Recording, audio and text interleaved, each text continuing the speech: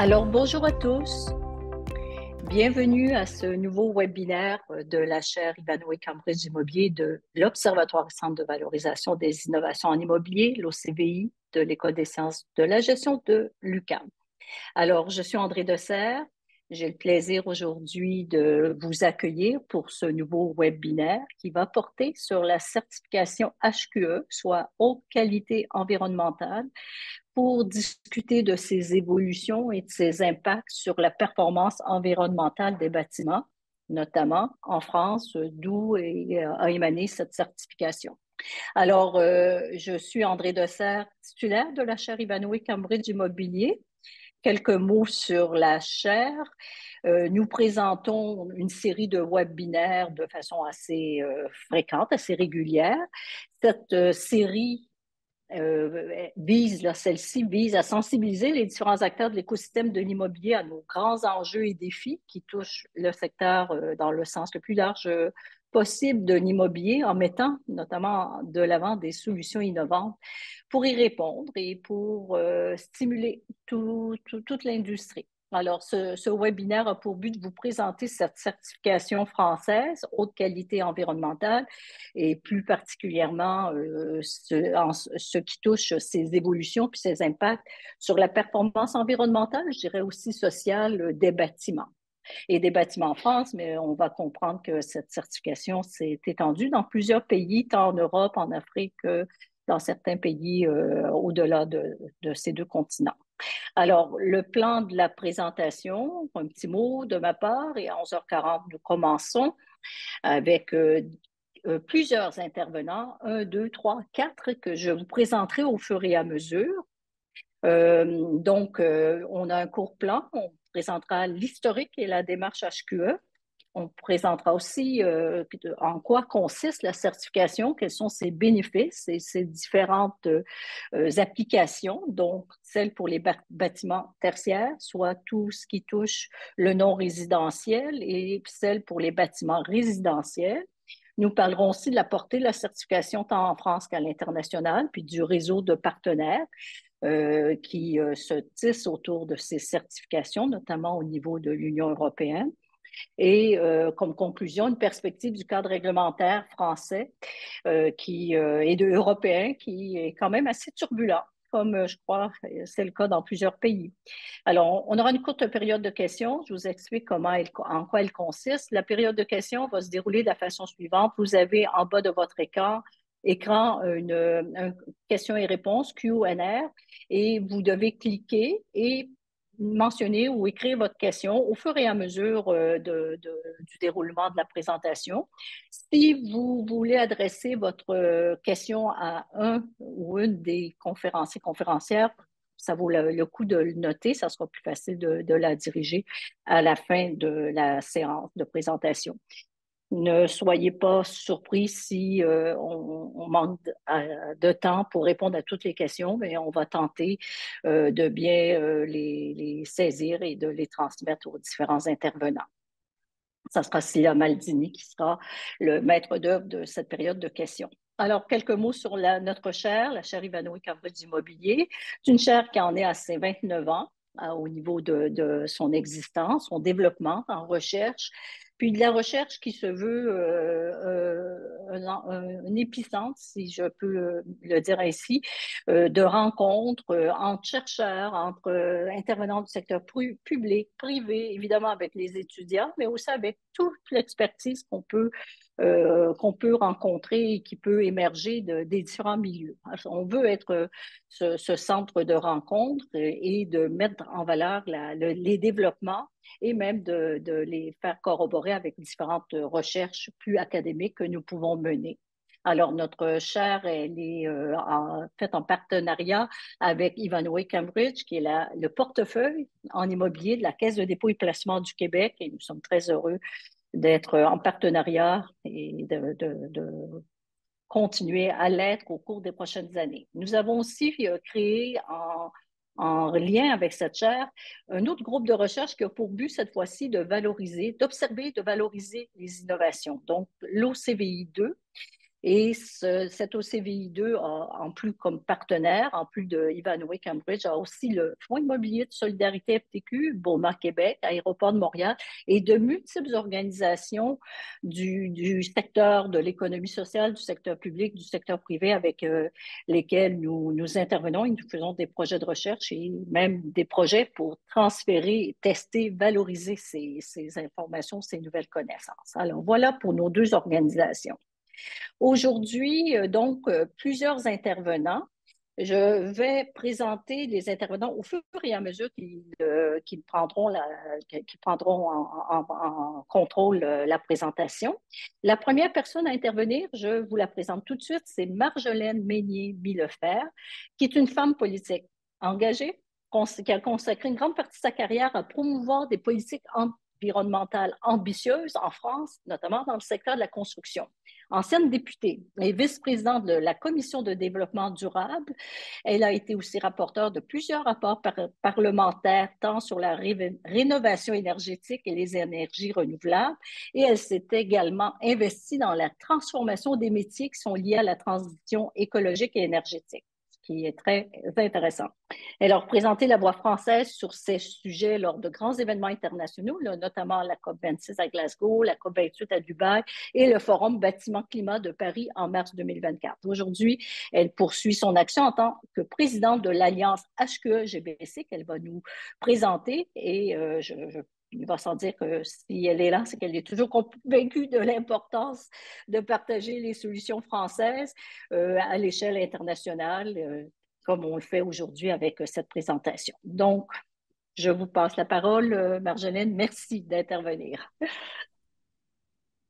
Merci beaucoup, André. Quelle introduction. Merci beaucoup. C'est une des voix françaises, hein, pas la voix française. Alors, bonjour à toutes et à tous. Moi, je voudrais d'abord vous remercier, la chère Ivanhoe Cambridge d'Immobilier, et puis nos autres, cher André Dessert et ses collaborateurs et partenaires pour leur invitation. Donc, il me revient de poursuivre cette introduction en vous présentant effectivement l'Alliance HQE-GBC, son historique, ses actions, ses axes de travail et sa contribution à la structuration d'une approche globale et multicritère du développement durable dans le secteur du bâtiment et de l'aménagement.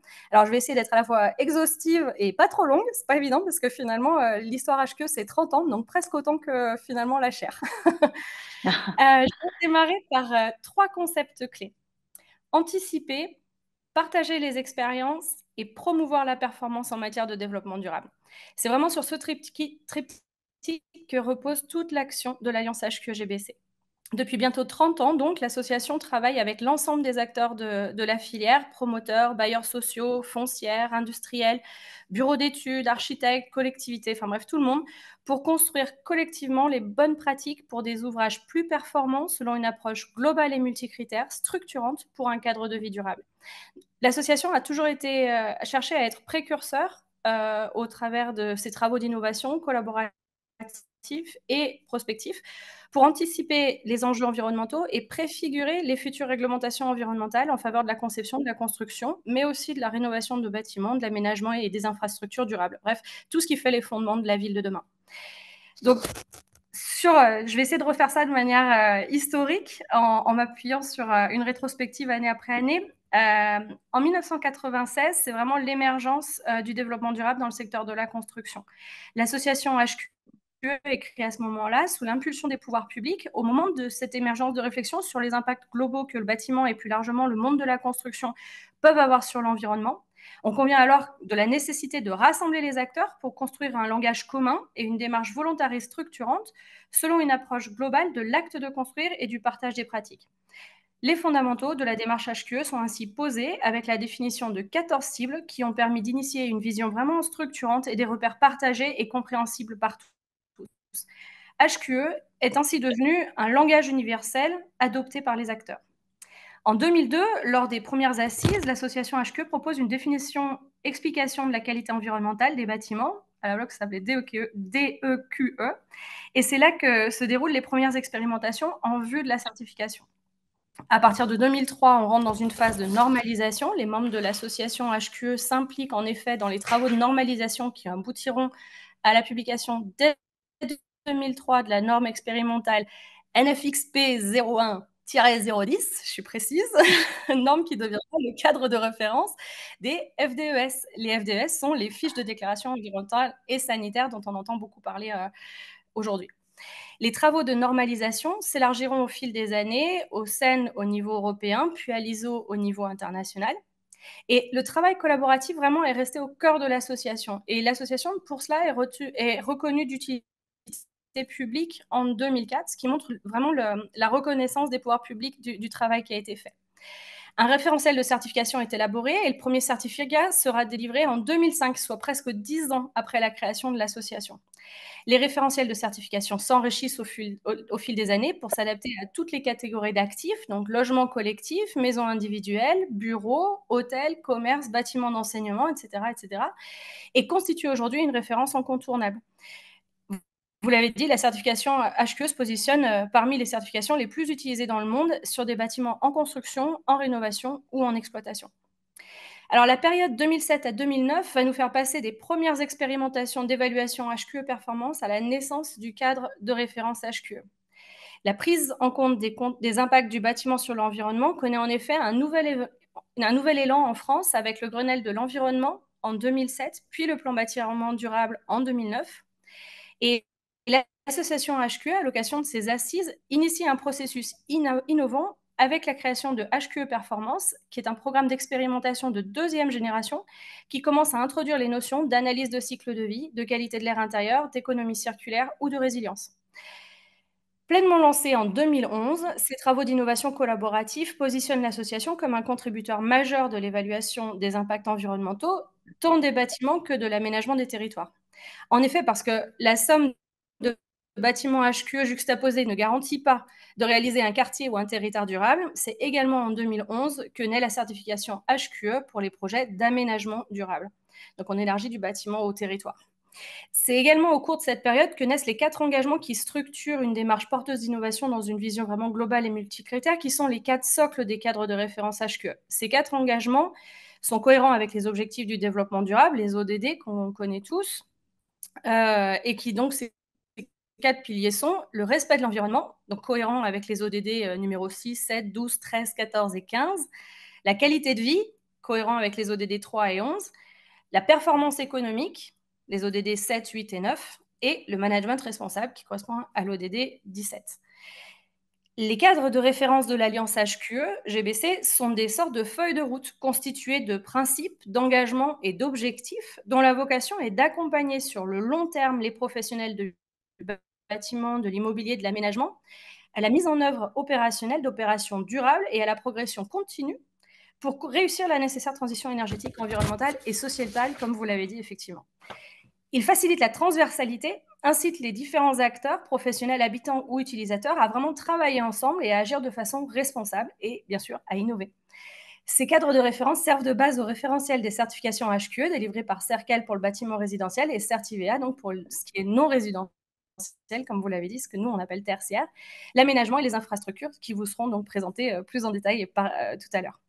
En 2016, l'association rentre dans une nouvelle dynamique internationale. Sensible depuis toujours aux évolutions et innovations de nos voisins, l'association HQE, qui était jusque-là sans doute plutôt tournée vers la France, devient l'Alliance HQE-GBC, ce que nous sommes aujourd'hui.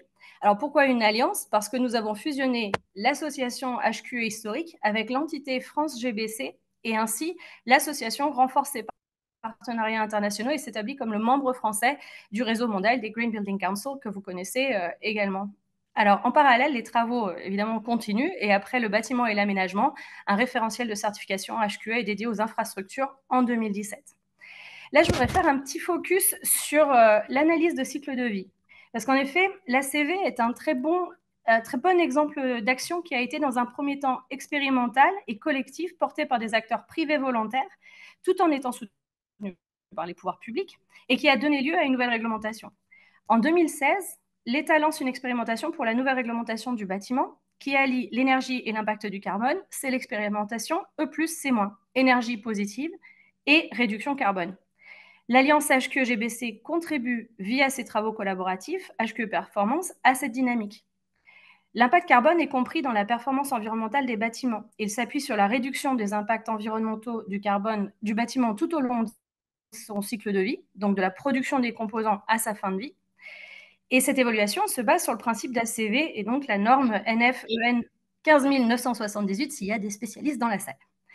La réglementation qui en découlera, vous la connaissez, c'est la RE 2020. En 2022, la RE 2020 entre en vigueur et en effet avec deux petites années de retard sur son nom. Concrétisation de la stratégie nationale bas carbone pour la filière de la construction et aboutissement de l'expérimentation E+C-, elle impose aux acteurs du bâtiment de maîtriser l'analyse de cycle de vie qui devient désormais réglementaire pour un certain nombre d'ouvrages. L'ACV permet, par exemple, de s'intéresser à l'épuisement des ressources, à la pollution de l'air ou encore à la production de déchets. Afin d'accompagner les acteurs de la filière dans leur nécessaire adaptation à cette nouvelle norme réglementaire, qui est quand même pas un petit chamboulement, l'Alliance HQE-GBC publie le guide sur la richesse de l'ACV et l'ensemble de ces documents sont accessibles sur notre site internet que je vous invite à consulter et à prendre si ça vous intéresse. Donc la RE 2020, c'est pour les bâtiments neufs. Et côté rénovation, vous me demanderez, eh bien, côté ACV rénovation, en 2017, l'Alliance HQE-GBC lance un test HQE performance pour les bâtiments existants afin d'apporter un cadre méthodologique à nouveau basé sur la norme EN 15978, adapté à cette typologie de bâtiments, les bâtiments rénovés, quelle que soit l'ambition de la rénovation. Ce cadre méthodologique se présente sous la forme d'un addendum au référentiel E+C- pour les bâtiments rénovés. Et ces travaux ont permis de définir, et je crois que c'était une première mondiale, une méthode pour l'ACV des bâtiments rénovés qui soit valide à tout type de rénovation. L'Alliance HQE-GBC s'est ensuite appuyée sur ces travaux d'ACV Rénovation pour lancer un programme de recherche sur la rénovation bas carbone. C'est cette étude qui s'appelle NZC pour Net Zero Carbon Rénovation, qui a mis en exergue un nouvel indicateur qui nous intéresse beaucoup, le temps de retour carbone, et qui met en lumière 5 leviers pour permettre de diminuer ce temps de retour carbone. Alors, je ne rentre pas dans les détails là-dessus, je vous laisserai voir l'étude sur notre site si ça vous intéresse de creuser là aussi. Et du côté des ACV produits et équipements, vous allez me demander, parce que ça aussi, il faut en tenir compte, vous avez raison, eh bien, pour éco-concevoir les bâtiments et évaluer la performance environnementale sur leur cycle de vie, il est nécessaire de connaître également la performance environnementale des produits, équipements et services embarqués. Et pour ça, 2 prérequis sont exigés. La performance environnementale doit être évaluée de la même façon par tous afin d'agréger des données cohérentes. C'est tout l'intérêt des règles d'admission d'INES qui s'appuient sur des normes et les complètent, le cas échéant, et un format numérique de données pour alimenter évidemment les logiciels ACV bâtiments. Donc tout cela est contenu dans la base INES, dont l'Alliance HQE est propriétaire depuis 2011. Elle regroupe les fiches de déclaration environnementale et sanitaire, les FDES dont on parlait plus tôt, pour les produits de construction, les produits environnementaux, les profils environnementaux produits, que nous on appelle les PEP pour faire plus court, pour les équipements des bâtiments, ainsi que des valeurs par défaut et des données conventionnelles qui sont mises à disposition par l'État. Avec tout cela, nous venons de dépasser la barre des 6 000 déclarations environnementales, ce qui fait que la base INES est l'une des plus fournies d'Europe. Les FDES sont fournis par les fabricants, syndicats, professionnels, centres techniques. Elles sont établies au format de la norme européenne NF-EN 15804 plus A2, encore une fois pour les spécialistes qui nous écoutent. Et son complément national, ENF-EN 15804/CN pour les produits de construction depuis le 1er juillet 2014. Ces normes fixent la méthodologie d'évaluation des indicateurs d'impact environnementaux des produits de construction et des équipements, consommation énergétique, réchauffement climatique, consommation des ressources, production de déchets ultimes, pollution de l'eau, de l'air. Bref, renseigner une telle déclaration implique de disposer d'une analyse du cycle de vie, donc cet ACV, du produit ou de l'équipement, assortie d'informations sanitaires résultant d'essais spécifiques pour les FDES. Toutes ces fiches sont évidemment vérifiées par tierces parties indépendantes. Donc, j'ai essayé de faire très court pour vous donner l'étendue des travaux et ce que recouvre l'Alliance HQE-GBC, mais je vais très rapidement céder la parole à nos spécialistes certificateurs. L'objectif, c'est effectivement que tous les travaux qu'on a pu mener servent à la fin à des réglementations qui soient ambitieuses et pragmatiques. C'est-à-dire qu'il faut qu'elles soient fluides à mettre en œuvre pour les professionnels et c'est quelque chose qui nous tienne à cœur. Donc, la suite sera donnée à Pierre-Henri Julien, directeur général de CERCAL, et Maxime Lepage, responsable développement européen de Certivia, qui sont les certificateurs partenaires de la marque HQ. Alors, merci Marjolaine Meillier-Millefer. Alors, 35 ans d'existence pour HQE, application résidentielle, au non résidentiel, un élargissement au quartier, application aux infrastructures, aux équipements. Donc, toute une feuille de route qu'on va creuser avec les prochains conférenciers. Alors, je vous présente Maxime Lepage, qui est responsable développement Europe pour Certivea. Donc, un expert en certification sur le terrain et en performance durable des bâtiments tertiaires et des projets d'aménagement et des infrastructures. À travers ses missions, il contribue à l'innovation et à la qualité du cadre de vie urbain.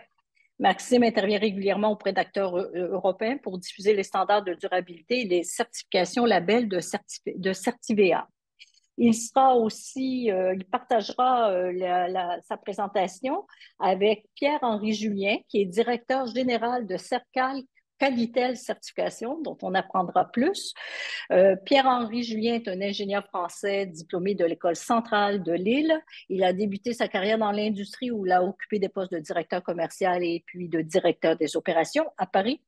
En 2015, il est devenu directeur général de Cercal Qualitel Certification, organisme de certification spécialisé dans la qualité du logement, où il pilote les stratégies de certification NF Habitat et NF Habitat HQE et accompagne les acteurs du logement dans la transition écologique et qui intègre les exigences de la RE 2020, dont on entendra parler. Donc, son action est dans une vision à long terme, il le faut dans l'habitat durable et dans le développement durable et de la qualité de vie en mettant en avant l'importance de l'innovation et de l'engagement collectif. Donc, à vous la parole, à Maxime Lepage et Pierre-Henri Julien. Merci.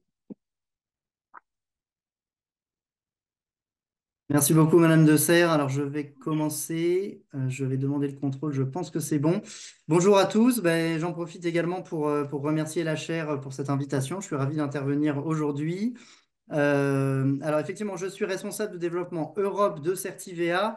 Je me permets d'excuser Cosmine Kotora, qui devait intervenir à ma place, qui est le directeur international de Certivea et qui est pris toute la semaine pour un déplacement en Chine. Et donc, je vais intervenir à sa place, voilà, pour ne pas que vous pensiez que la certification HQE n'intervient que sur le périmètre européen. On est bien présent partout dans le monde. Du coup, nous allons effectuer cette présentation en duo avec Pierre-Henri, Julien, étant donné que donc moi j'appartiens à Certivea, qui est l'organisme certificateur pour les bâtiments non résidentiels, et Pierre-Henri est mon homologue sur les bâtiments résidentiels. Voilà, donc nous allons nous passer la main alternativement de temps en temps sur cette présentation. On va commencer par dresser les grands principes de la certification HQE, à la fois pour le résidentiel et pour le tertiaire. Alors, peut-être quelques rapides introductions sur Certivea, qui nous sommes. Donc, nous sommes l'organisme français de certification pour les cadres de vie durables. Donc, comme je viens de le dire, nous intervenons sur le champ des bâtiments non résidentiels.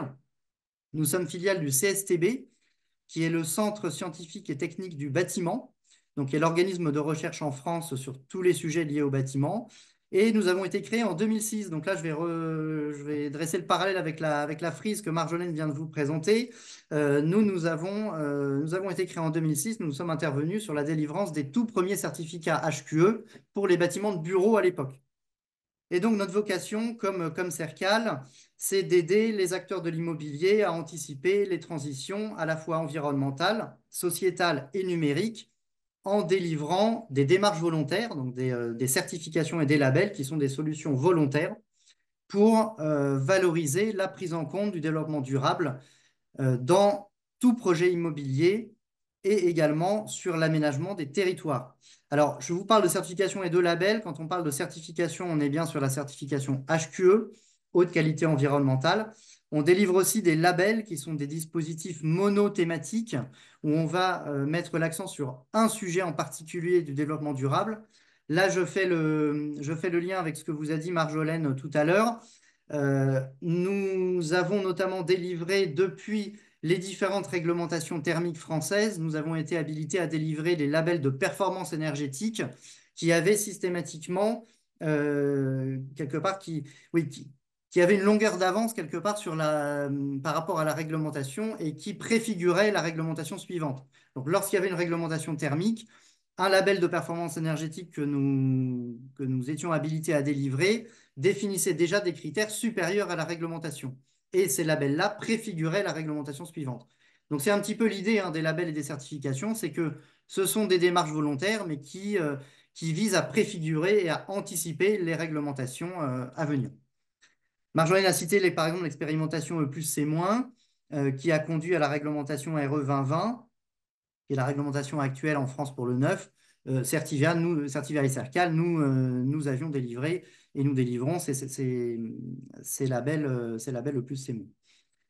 Un petit mot aussi sur le champ des territoires. Marjolaine en a parlé tout à l'heure. Donc, nous intervenons sur le champ de l'immobilier durable, mais la démarche HQE et la certification HQE, c'est également élargi à l'échelle d'un territoire durable, donc à travers la certification HQE aménagement pour des projets d'aménagement urbain et des projets d'infrastructure. Alors nous, ce qu'on appelle infrastructure, c'est tout ce qui n'est pas bâtiment, tout ce qui n'est pas clos couvert. Donc ça peut être par exemple des infrastructures de transport de personnes ou de marchandises, par exemple. Donc aujourd'hui, on est opérateur, si vous voulez, à l'échelle d'un territoire durable et on peut délivrer la certification HQE pour des bâtiments donc non résidentiels pour Certivea, des opérations d'aménagement et des infrastructures. Notre mode de fonctionnement, mais j'y reviendrai tout à l'heure, je ne vais pas trop m'étendre. Notre mode de fonctionnement, c'est qu'on fonctionne par audit sur site, c'est-à-dire qu'on va missionner systématiquement un auditeur qui est une tierce personne qui va venir auditer le projet sur site pour vérifier la conformité à notre certification et à notre référentiel. En termes de présence, j'y reviendrai aussi tout à l'heure, on est présent en France, puisque bien sûr on est organisme de certification français, mais aussi à l'international. Alors, la certification HQE bâtiment durable, une vision globale. Là aussi, je refais le lien avec ce qu'a dit Marjolaine tout à l'heure et qui a recontextualisé à travers tout l'historique de la démarche HQE et du cadre de référence HQE. Quand on parle de certification, on est vraiment sur la transcription du cadre de référence HQE en une certification basée sur un référentiel technique avec des exigences, avec des modes de preuve, qui va être vérifié par un tiers indépendant via des audits sur site. Donc on est vraiment sur une marque preuve de la performance durable des bâtiments qui est délivrée par un organisme tiers. Voilà. Et donc l'idée, c'est qu'on va valoriser sur un bâtiment une performance qui est supérieure à la pratique courante, à l'état de l'art ou à la réglementation existante. D'où l'idée de préfigurer également la future réglementation et quelque part pour un acteur qui s'empare de la certification HQE, d'anticiper les évolutions réglementaires et de ne pas la subir quand les évolutions arrivent. Quand on parle de certification HQE, on parle bien du bâtiment dans tout son cycle de vie. Ça, c'est important.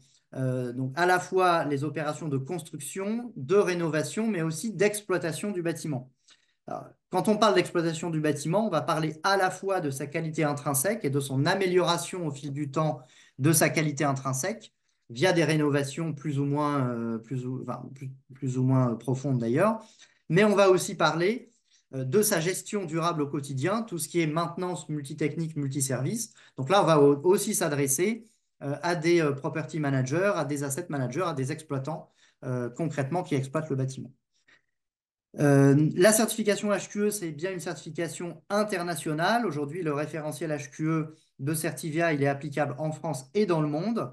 Il est basé sur des standards internationaux, principalement des normes ISO, alignés, et j'y reviendrai plus tard, sur les réglementations européennes, notamment le PBD et le dispositif de la taxonomie, on vous en parlera tout à l'heure.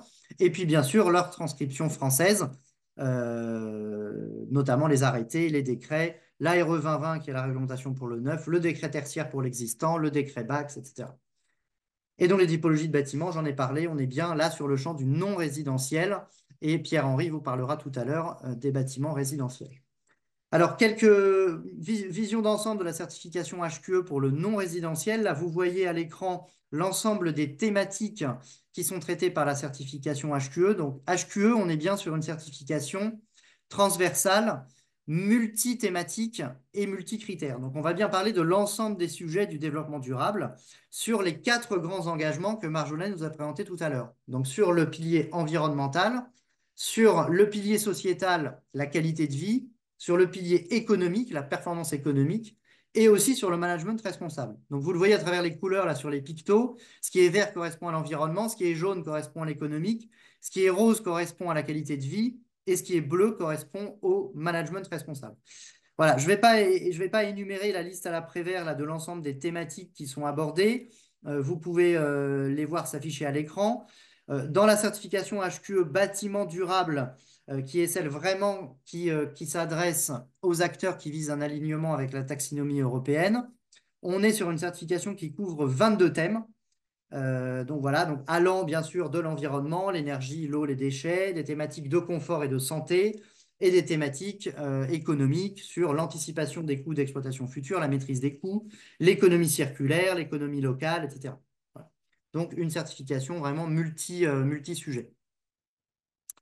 Un des grands principes de la certification HQE, c'est qu'on est sur une certification basée sur la performance. C'est-à-dire que vous allez trouver derrière un référentiel, bien sûr, derrière chaque thème, des exigences, des indicateurs à respecter et des modes de preuve associés.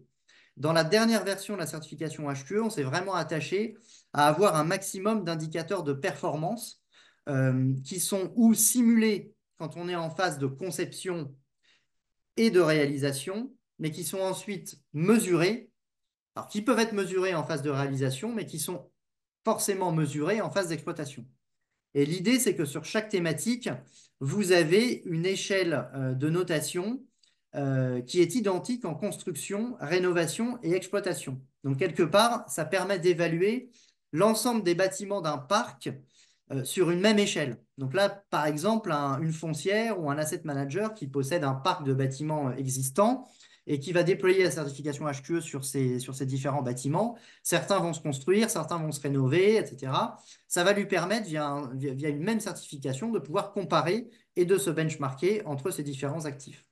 Et ça facilite également au passage la transition entre l'exécution, la réalisation du bâtiment et son exploitation, ce qu'on appelle le commissionnement, qui est d'ailleurs une des thématiques de la certification HQE. Alors voilà, l'exemple de performance et de comment s'évalue un thème. Donc les 22 thématiques que je vous ai présentées avant se notent sur cette échelle de performance, donc sur l'ensemble du cycle de vie du bâtiment, donc d'une échelle de performance allant de F à A, F étant on va dire une mauvaise performance, A étant la meilleure performance sur la thématique donnée.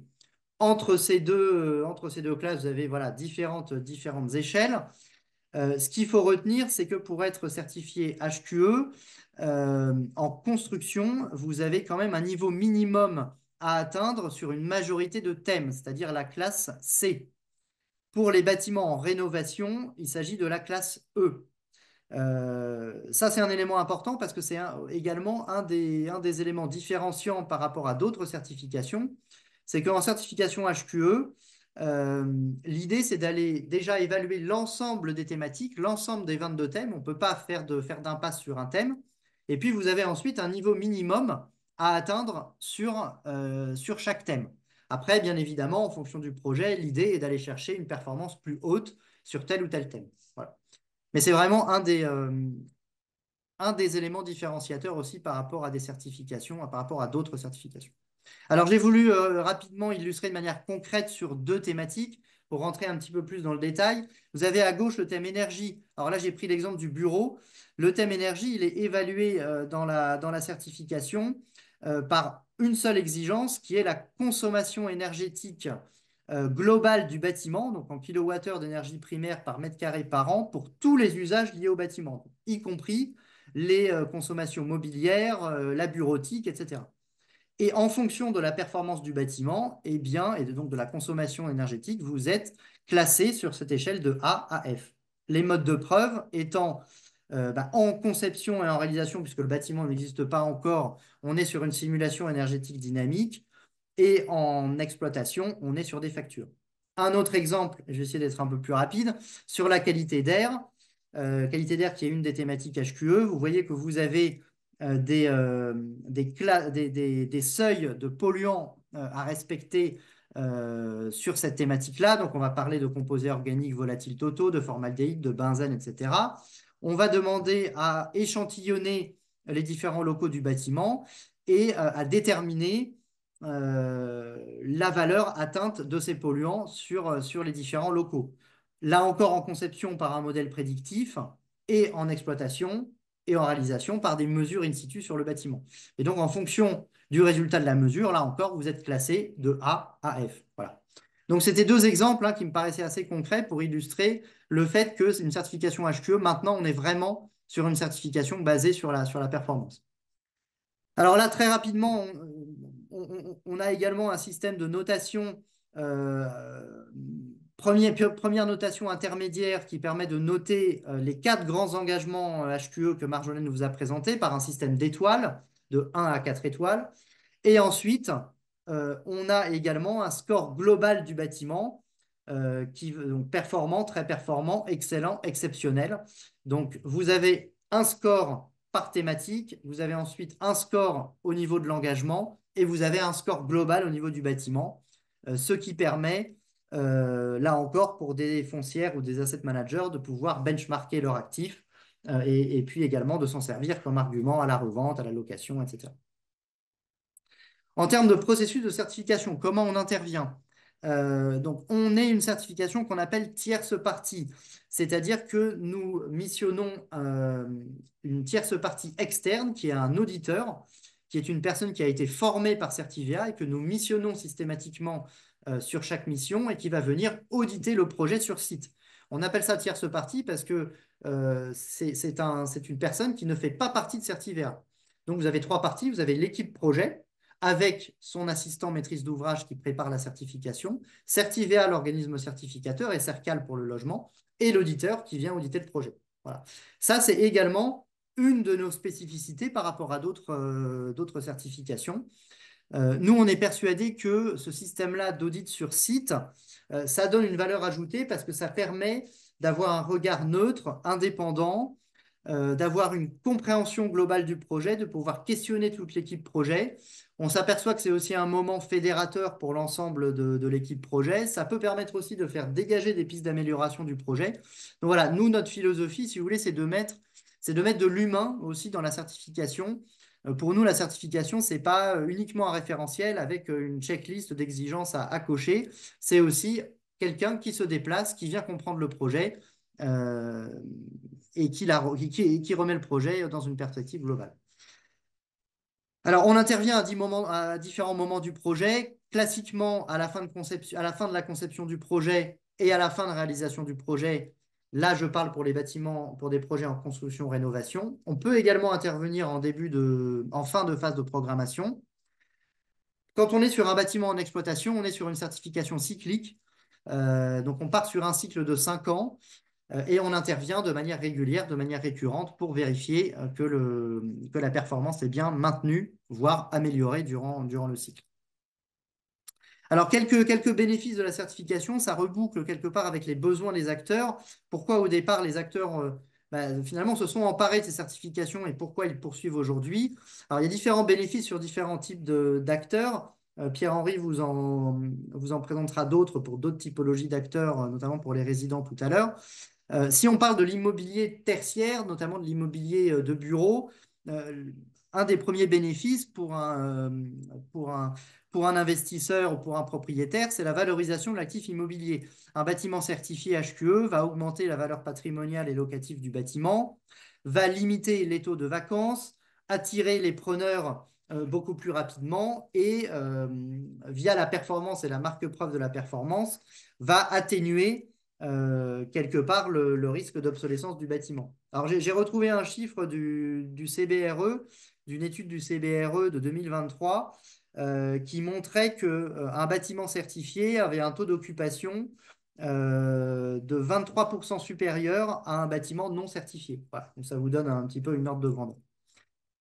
Un autre bénéfice, c'est la maîtrise des coûts. Donc là, ça fait le lien, bien sûr, avec la certification HQE en phase d'exploitation, puisque un bâtiment qui est mieux conçu, qui a une meilleure performance énergétique, dont les contrats d'exploitation sont plus robustes, dont les contrats d'entretien sont également mieux suivis, eh bien, il va y avoir une meilleure maîtrise des charges, donc réduction des charges, réduction des consommations d'énergie et d'eau pendant la phase d'exploitation du bâtiment, et puis également une réduction des coûts d'exploitation et de gros entretiens renouvellement. Je pense notamment à la certification HQE exploitation en phase d'exploitation, où on insiste sur la robustesse des contrats de maintenance, la robustesse des contrats également avec l'ensemble des prestataires d'entretien et de services. Donc voilà, ça permet globalement une meilleure maîtrise des coûts en phase d'exploitation. Très rapidement, parce que ça j'en ai déjà un petit peu parlé, une certification, eh ben, c'est une marque preuve de la performance qui est attestée et accréditée par un tiers indépendant, un moyen de se benchmarker. On offre la possibilité, bien sûr, à un acteur de communiquer sur sa certification. Plus largement, si on étend le scope, ce sont des certifications qui contribuent à l'attractivité du territoire, notamment via tout ce qui est les sujets liés à l'économie circulaire, qui est un sujet qui est traité en certification HQE dans différentes thématiques, un petit peu en transversal. Donc, dans la certification HQE, on va parler de recours à des filières locales, à des compétences locales, à des composants assemblés localement, à des clauses d'insertion, à de l'économie de partage, etc. Donc, quelque part, un impact également du bâtiment sur le territoire. C'est un levier pour intégrer les transitions, les grandes transitions environnementales et sociétales. On en a déjà largement parlé. La certification HQE, c'est précurseur pour les réglementations à venir. C'est une réponse à la complexité croissante des projets aujourd'hui de l'immobilier. Aujourd'hui, les projets sont de plus en plus complexes. Les utilisateurs sont en demande de davantage de qualité de vie au travail, des bâtiments digitaux, des bâtiments connectés, des bâtiments adaptables. On parle beaucoup d'adaptabilité, de réversibilité de bâtiments, de bâtiments qui peuvent par exemple être du bureau et être ensuite réversibles en logement. Donc tout ça devient de plus en plus complexe. La certification HQE est une réponse à cette complexité croissante des projets. Et enfin, mais ça on va en parler à la fin de nos interventions avec Pierre-Henri, ces certifications participent à la stratégie ESG des entreprises, facilitent le reporting RSE dans le cadre notamment des dispositifs européens actuels et est un levier d'alignement avec la taxinomie européenne. Et ça, on y reviendra tout à l'heure. Pour les usagers, je vais plus laisser Pierre-Henri en parler, même si pour le tertiaire, les bénéfices sont les mêmes. Dernier mot sur un dernier bénéfice. La certification HQE, c'est une démarche de progrès.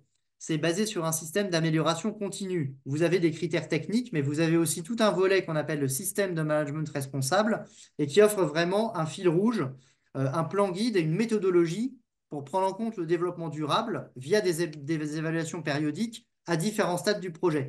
Donc, c'est aussi un outil d'aide à la décision, une manière d'améliorer le projet en cours de route.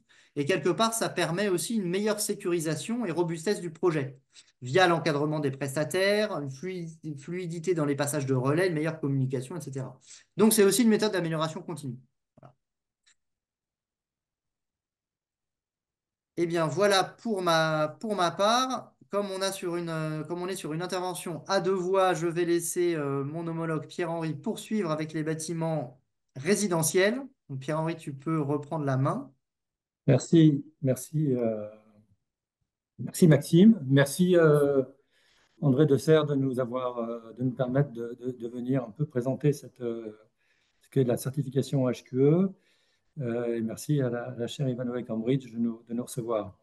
Alors moi, je vais m'intéresser à la partie résidentielle, à la certification dans le monde de l'habitat. CERCAL, c'est l'organisme de certification de l'association Qualitel. Et il n'est pas inintéressant de s'arrêter sur Qualitel. Qualitel est une association qui a été créée par le gouvernement français en 1974, juste au moment du choc pétrolier, en fin de période de reconstruction d'après-guerre, et où la qualité du logement, à la fois sur des considérations énergétiques, mais aussi sur des considérations de qualité, posait question.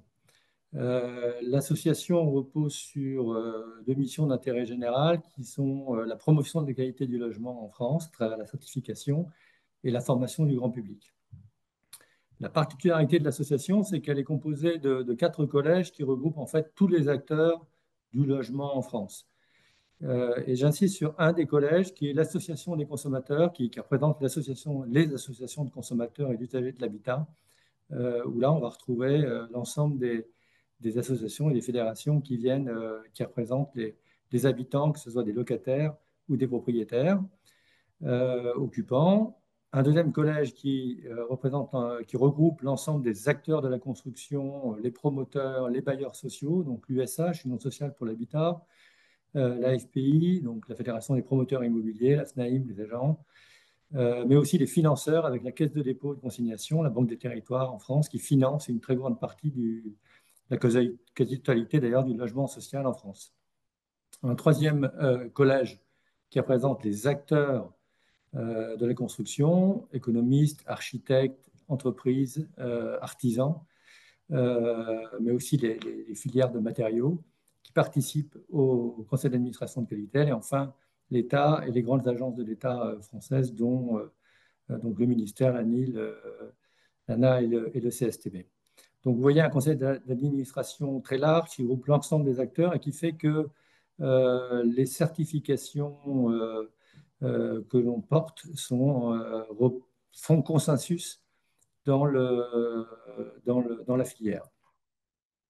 Qualitel s'est structuré au fil des années et aujourd'hui, il y a 4 filiales, donc Cercal qui est la plus importante et que je dirige, mais aussi Qualitel Expertise, Qualitel Formation et Qualitel Solutions qui offrent des solutions numériques à destination du grand public. Alors, je vais essayer de ne pas me tromper de sens, voilà. Qualitel a 50 ans. En tout cas, a fêté ses 50 ans l'an dernier. Donc, on bat à la fois HQE, mais aussi la chaire Ivanhoé. Donc, créé en 1974. Et sur cette frise, vous voyez à la fois l'évolution des considérations environnementales dans le monde, en partant du premier choc pétrolier en 1973 jusqu'au COP et aux dernières COP, oui. Et puis, au milieu, en orange, vous voyez l'évolution de la réglementation thermique en France pour le bâtiment et le logement. Donc, la RT, réglementation thermique 74, jusqu'à la RT 2012.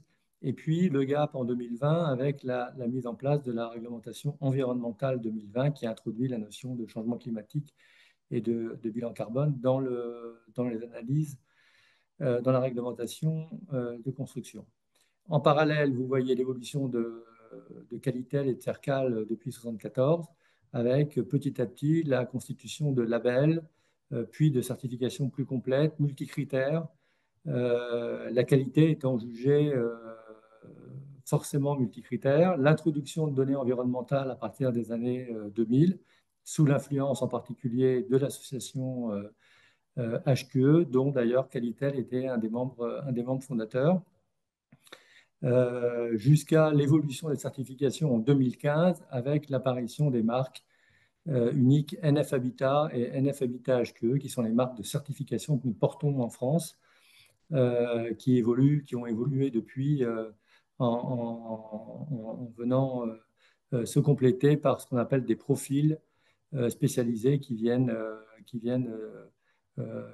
renforcer les performances sur un certain nombre de secteurs, la biodiversité, l'analyse en coût global, le bas carbone, l'air intérieur, et plus récemment la taxinomie ou la santé. Donc vous voyez que Qualitel, la certification depuis 50 ans, accompagne les réglementations, les évolutions et souvent les devances, évidemment, c'est ce qu'on a pu vous présenter précédemment. Un mot sur NF Habitat HQE, donc la certification HQE pour le logement en France.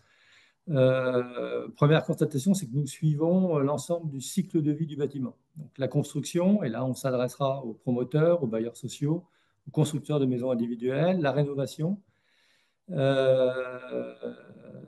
à peu près les mêmes acteurs, mais aussi les copropriétés, hein, les condominiums. Nous traitons aussi de l'exploitation en pleine propriété. Donc, on va s'adresser à des bailleurs publics ou privés, à des foncières. Et puis, l'exploitation en copropriété, où là, on va s'adresser aux gestionnaires, aux gestionnaires de copropriété ou avec un référentiel qui couvre l'ensemble de l'exploitation des copropriétés. Deux niveaux de certification, NF Habitat qui représente ce qu'on appelle le repère de confiance, un niveau de base, qui permet de solidifier des critères pour un logement sain, sûr et confortable, et puis des niveaux de performance plus élevés avec la certification NF Habitat HQE, où là on va aller chercher des niveaux de performance principalement sur des questions environnementales beaucoup plus élevées. Alors, la structure du référentiel NF Habitat HQE reprend le cadre de référence du bâtiment durable HQE. Donc, on va retrouver sur la gauche les trois engagements techniques, qualité de vie, respect de l'environnement, performance économique. Quatrième engagement, c'est le management responsable. Et puis, chaque engagement est décliné en objectifs. C'est la colonne grise et chaque objectif en rubrique de référentiel. Il y a une vingtaine de rubriques qui vont encapsuler l'ensemble des exigences correspondantes. Ces 20 rubriques, vous voyez, c'est vraiment multicritères. On a sur la qualité de vie, la sécurité et la sûreté des lieux, la qualité de l'air intérieur, qualité de l'eau, qualité acoustique, etc. Le respect de l'environnement, on va retrouver la performance énergétique, mais aussi le changement climatique, les ressources matières, l'utilisation des sols ou le traitement des déchets, la biodiversité évidemment, et puis sur la performance économique, coût d'entretien, durabilité, coût global, déconstruction et valorisation des ressources locales. Donc voilà la structure du référentiel. Clairement, un Habitat HQE permet de valoriser les réponses aux enjeux sociétaux. Je vous ai parlé des profils. Donc, vous voyez l'ensemble des profils qui permettent de mettre l'accent sur des thèmes plus particuliers en allant chercher des niveaux de performance supérieurs dans notre référentiel HQE. Et donc là, on a vraiment sur ces profils-là des acteurs qui s'engagent très fortement sur des thèmes particuliers. Le dernier étant qui est sorti cette année, c'est la santé bien-être dans le logement. Évidemment, on peut associer aux certifications multicritères des labels plus spécifiques, dont les labels d'État, comme E+C- ou le label bâtiment biosourcé dont on vous a parlé précédemment. En termes de... voilà, hop. Alors, en termes de volume et de chiffres, depuis sa création, nous avons certifié environ 3,5 millions de logements, évidemment principalement en France, hein. Et si on prend l'année 2024, ce sont 112 812 logements qui sont qui ont été engagés en certification NF Habitat ou NF Habitat HQE, 84 359 en construction et 23 583 en rénovation. Donc ça vous donne une idée des volumes. On parle de 1500 opérations de construction engagées tous les ans et de 500 opérations en rénovation. Donc c'est des volumes très importants. Et en exploitation, nous couvrons aujourd'hui 4 870 logements qui sont suivis en exploitation. Et vous avez enfin la décomposition entre logements collectifs et maisons individuelles. Nous estimons que la part de la pénétration de la certification sur le marché de la construction est au moins de 40%. En réalité, je pense qu'elle est plus élevée, hein. On est probablement entre 50 et 60%. Et parmi ces certifications, 75% sont des opérations engagées sur des niveaux NF Habitat HQE, donc des niveaux de performance environnementale beaucoup plus élevés. Donc voilà ce que je voulais vous présenter comme chiffre, comme élément de volume. Mais la vraie question en fait, en ce qui concerne la certification, c'est à quoi ça sert? Est-ce qu'il y a un bénéfice pour les habitants? Et évidemment, nous, en tant que certificateurs du résidentiel, c'est pour nous fondamental de le savoir et de pouvoir expliciter ces bénéfices. Alors, depuis quelques années, nous réalisons très régulièrement des enquêtes avec un sondeur qui s'appelle l'Ipsos, qui est de réputation internationale, Et nous avons pu réaliser près de 22 000 enquêtes auprès d'habitants, et avec pour objectif de comparer finalement des logements, la qualité du logement, la qualité ressentie euh, du logement, en comparant un logement certifié récent, un logement récent et un logement moyen. Alors, je vous ai extrait de cette enquête quelques slides pour vous montrer un peu ce que disent en fait les usagers. Alors, première bonne surprise et rassurante, c'est que plus un logement est récent, plus les habitants sont satisfaits.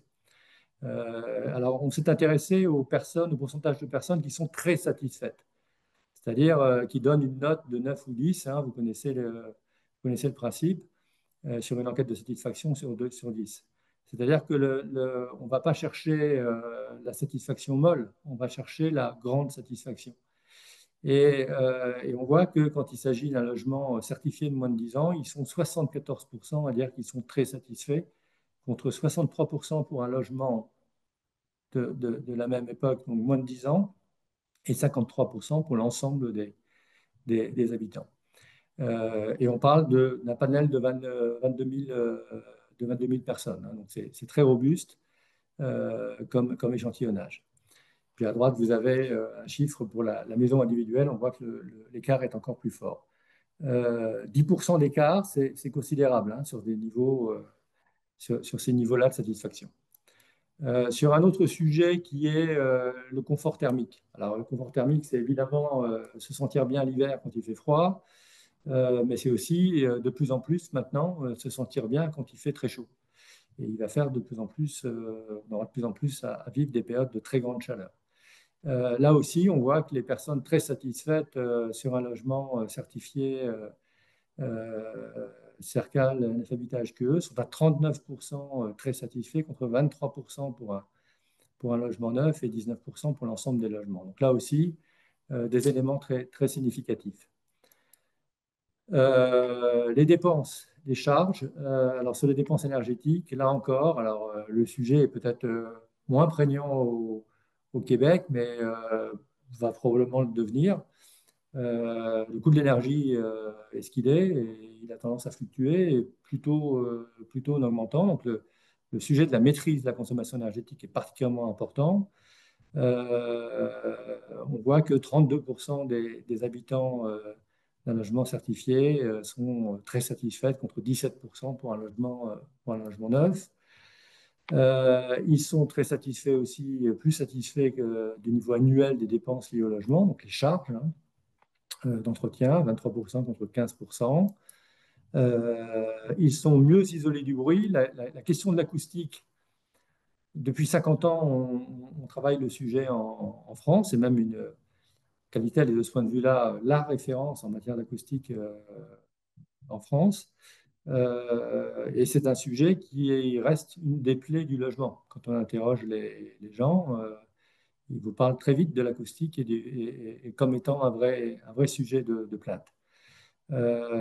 Sur un logement certifié, 39% des habitants sont très satisfaits de leur acoustique, contre 28% dans un logement neuf, sachant qu'en France, il y a en plus une réglementation acoustique, hein, donc, et 23% pour l'ensemble des logements. L'air intérieur, qui est un vrai sujet de santé, 41% des habitants se disent très satisfaits de la qualité de leur air intérieur, tel qu'ils le ressentent, contre 28% pour un logement neuf et 22% pour l'ensemble de la population. Enfin, la sécurité. Vous avez vu, hein, il y a une rubrique sécurité dans notre référentiel HQE, et là, 30% de personnes très satisfaites contre 17% pour un logement neuf ou classique. Donc là aussi, sur ces sujets-là, évidemment, je ne vous ai pas présenté l'ensemble des sujets, mais vous pourrez probablement y accéder. Enfin, un logement plus agréable au quotidien, c'est un sujet de qualité, hein, le logement, la fonctionnalité des lieux. C'est un vrai sujet. avoir un logement dans lequel on peut, voilà, il y a des locales de poubelles, des poubelles vélo, ça a été bien pensé, bien construit, il y a de la luminosité, il y a des rangements prévus. Eh bien ça, 38% des personnes se disent très satisfaits sur l'agencement et 51% très satisfaits sur la luminosité, sur le confort visuel à l'intérieur du logement. La qualité des matériaux et des équipements, là aussi, 33% de personnes sont très satisfaits contre 22% sur un logement neuf et 19% sur un logement classique. Est-ce qu'un logement, un habitat HQE est perçu comme un bien plus durable par leurs habitants? Eh bien oui, très largement, à 71% contre 39% pour un logement récent de moins de 10 ans. Alors, j'ai passé un peu de temps à vous présenter ces slides parce que je crois que c'est assez fondamental dans la certification. On fait de la certification pour venir aider, accompagner, encadrer l'action des promoteurs immobiliers, des acteurs de la construction. Et Maxime a pu vous présenter les avantages que ça pouvait avoir, mais la finalité, sont quand même les habitants, ceux qui habitent. Est-ce qu'ils en tirent un bénéfice réel? Eh bien, vous voyez à travers les chiffres que j'ai pu vous présenter que oui, ils en tirent un bénéfice réel. Et puis derrière les habitants, il y a aussi les gens qui aménagent le territoire. Alors ce sont des aménageurs publics souvent, mais ce sont aussi les collectivités. Et là aussi, c'est la particularité de la certification NF Habitat HQE sur le territoire national, c'est que nous engageons, que les collectivités, les aménageurs s'engagent et prescrivent la certification NF Habitat HQE. Alors, nous avons aujourd'hui signé, nous signons depuis de nombreuses années, régulièrement et toujours encore, les collectivités nous rejoignent et signent des conventions avec nous de partenariat dans lesquelles ils vont prescrire la certification NF Habitat HQE sur leur territoire. Alors pourquoi ils le font? Ils le font d'abord parce que ça leur permet d'agir sur la qualité des logements de leurs concitoyens directement, sans avoir à modifier les règles d'urbanisme, ce qu'on appelle en France les PLU, qui sont très longs à faire évoluer. Et donc, les conventions qu'on signe ensemble permettent d'agir plus rapidement, d'être dans les cycles plus rapides. Ça leur permet aussi de porter des axes politiques de leur action d'élus, hein, donc sur des sujets comme la biodiversité, la santé, les matériaux biocircés pour le changement climatique, l'air intérieur. Ça leur permet aussi de territorialiser le référentiel. On leur donne la possibilité de rajouter des exigences qui leur sont propres, qui intéressent le territoire pour différentes raisons, et de s'adapter aux situations locales. Donc là, on va pouvoir rajouter des exigences qui leur sont propres, les intégrer ou non d'ailleurs si elles sont intelligentes dans notre référentiel, et puis de l'associer à notre processus de certification. Donc, de pouvoir s'assurer que ce qu'ils prescrivent est réellement mis en œuvre. Ils peuvent y associer des subventions, des dispositifs de subvention à destination des acteurs du logement, et en particulier évidemment du logement social. On va pouvoir leur fournir des observatoires à l'échelle d'un territoire et de faire du benchmark entre eux. Et puis, ils vont, et c'est pas le sujet le moins intéressant, c'est de pouvoir aussi entraîner tout l'écosystème local vers de nouveaux sujets. Quand un territoire ou quand un aménageur public prescrit la certification NF Habitat HQE avec un profil bas carbone, eh bien, c'est l'ensemble des acteurs de la filière du logement et en particulier de la filière de construction qui va apprendre à faire des études, apprendre à concevoir, apprendre à réaliser, apprendre à se fournir. Et donc, ça donne une mécanique, une dynamique beaucoup plus intéressante dans les territoires. Voilà aussi les bénéfices et les raisons pour lesquelles les acteurs publics, les collectivités en particulier, s'engagent dans la certification, prescrivent la certification et signent avec nous des conventions de partenariat. Voilà ce que je voulais dire dans un premier temps, moi, sur la certification dans le résidentiel. Et je repasse, si nous sommes dans les délais, le témoin à Maxime. Merci, merci Pierre-Henri. Alors, je vais être rapide parce que je vois qu'effectivement l'heure tourne. Merci Pierre-Henri. Alors maintenant, on voulait vous parler dans une deuxième partie de la portée de la certification HQE dans le monde et notamment le lien avec les dispositifs européens, notamment la taxinomie. Alors sur la première partie, je ne vais pas trop rentrer dans le détail, je vais être rapide. Pierre-Henri a déjà partagé quelques chiffres. Simplement pour vous donner quelques chiffres clés. Donc aujourd'hui, on a certifié plus de 130 millions de mètres carrés de bâtiments HQE dans le monde, à la fois sur la construction, la rénovation et l'exploitation, toute typologie, résidentielle, non résidentielle, tout type de maîtrise d'ouvrage public et privé, qu'il s'agisse de développeurs immobiliers, de collectivités, de propriétaires, d'exploitants, d'aménageurs, de maîtres d'ouvrage d'infrastructures, etc. Ce qui est intéressant de voir, c'est qu'on a certifié vraiment des projets d'ampleur totalement différente, par exemple des crèches dans des collectivités françaises, allant à l'inverse jusqu'à des grands projets emblématiques, des stations touristiques au Maroc de plus de 400 hectares. Donc voilà, on a vraiment une grande portée. Et on travaille donc à la fois avec des opérateurs publics et privés. La certification HQE à l'international, on est présent dans 26 pays que vous voyez là affichés à l'écran et on a des partenariats actifs dans 5 pays. Alors j'en développe trois par la suite. Donc on a des partenariats au Luxembourg, au Maroc, au Brésil, en Chine et au Liban. Et donc je vais présenter rapidement chacun qui illustre quelque part aussi un de nos modèles de développement potentiel à l'international. Je vais commencer par le Brésil. Au Brésil, on a aujourd'hui plus de 500 bâtiments qui sont certifiés HQE, là encore de différentes typologies, résidentielles, non résidentielles, qui représentent à peu près 10 millions de mètres carrés. Et on a aussi des projets d'aménagement qui sont certifiés HQE aménagement. Alors la particularité au Brésil, c'est qu'on a développé un partenariat avec la Fundação Vanzolini, qui est un petit peu l'équivalent du CSTB au Brésil. Et on a donc ce partenariat, c'est une coopération technique puisqu'il délivre également des certifications. Et en réalité, il délivre une double certification qui s'appelle Aqua HQE. Et donc, une certification au Brésil fait l'objet d'une double certification Aqua HQE. En quelque sorte, le référentiel technique a été adapté au contexte du Brésil. Donc ça, c'est un de nos premiers modèles qu'on a développé au Brésil et qui marche très bien avec un partenaire local situé localement. Un autre exemple, c'est sur le Maroc. Donc le Maroc, c'est un des pays où Certivia et Cercal sont très présents.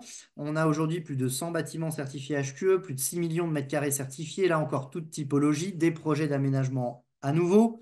Et là, le modèle est encore différent. Nous avons une filiale au Maroc qui s'appelle Serway, qui couvre l'ensemble du périmètre en Afrique, alors qui est pour l'instant, les projets HQE, la certification HQE est surtout présente au Maroc, mais commence à se développer dans d'autres pays, l'Algérie, la Tunisie, le Gabon, etc.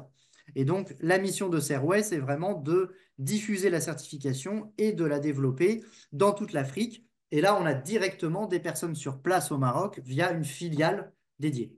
Donc, quelque part, un deuxième modèle de développement. Et un troisième modèle de développement, là on est sur l'Europe, donc là c'est sur mon périmètre. Donc là j'ai pris l'exemple du Luxembourg. Aujourd'hui on a un peu plus de 150 000 mètres carrés de bâtiments certifiés, à peu près 11 bâtiments certifiés HQE, 6 qui sont en cours. Là le développement il est opéré depuis la France, avec une certification HQE qui est en progression. On a un partenariat avec un cluster d'innovation, un centre de ressources qui s'appelle NeoBuild. Donc là, pour le déploiement, non pas de la certification HQE, mais d'un label thématique qui s'appelle le label R2S, Ready to Services, où là, on est sur le bâtiment connecté et communicant. Donc, on est sur la prise en compte de la connectivité au sein d'un bâtiment, ce qui est d'ailleurs des thématiques qu'on retrouve aussi dans la certification HQE. Et donc, l'objectif de ce partenariat, c'est de diffuser et de développer la portée de ce label sur le territoire luxembourgeois. Sachant qu'on a aujourd'hui plusieurs labellisations R2S et certifications HQE en cours sur le territoire de Luxembourg. Par exemple, on travaille avec la BNP, on a le siège de la compagnie des chemins de fer luxembourgeois qui est en cours également. Voilà.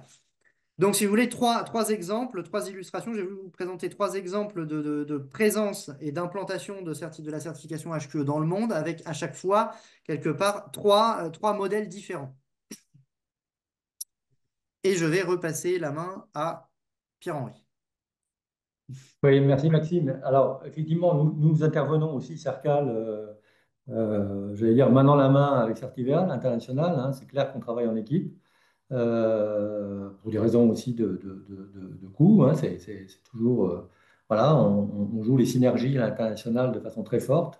Et sur les trois pays qui ont été cités, nous intervenons aussi très régulièrement dans le secteur résidentiel.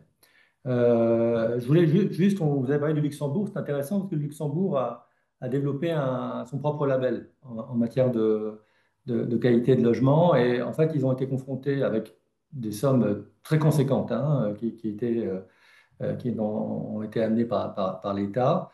En fait, c'est un échec. Ils constatent aujourd'hui que c'est une forme d'échec. En tout cas, ils ne sont pas au niveau auquel ils souhaitaient arriver. Et ils constatent aussi qu'en fait, ils ont voulu porter eux-mêmes, c'est-à-dire l'État, l'administration, porter lui-même le label, et ils ne savent pas faire en fait, parce que pour gérer, je vous ai dit, hein, en France, c'est 1500 opérations qui rentrent tous les ans en certification, donc c'est des volumes considérables. Il faut des vrais process de certification, il faut un vrai dispositif, c'est très professionnalisé. Et c'est aussi une raison pour laquelle ils sont susceptibles de se retourner vers nous.